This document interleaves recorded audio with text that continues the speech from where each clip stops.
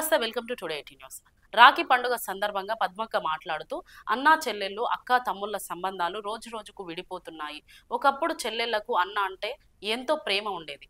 ఒక అన్నకు చెల్లెలు ఎంత దూరం ఉన్నా గాని తిందామంటే తిండి లేకున్నా అన్నకు తమ్ముళ్లకు రాఖీ కట్టాలని ఎంతో దూరం ఉన్నా చేతిలో డబ్బులు లేకున్నా నడుచుకుంటూ వచ్చి రాఖీ కట్టి వెళ్ళిపోయేది. ఒకప్పుడు ఉమ్మడి కుటుంబం లాగా ఉండేది. అన్నా చెల్లెళ్ళు తమ్ముళ్ళు ప్రేమలు రోజు రోజుకి దూరం చేసుకోకుండా అందరూ కలిసిమెలిసి ఉండాలని కోరుకుంటూ అందరికీ రాఖీ శుభాకాంక్షలు తెలియజేసిన పద్మక్క.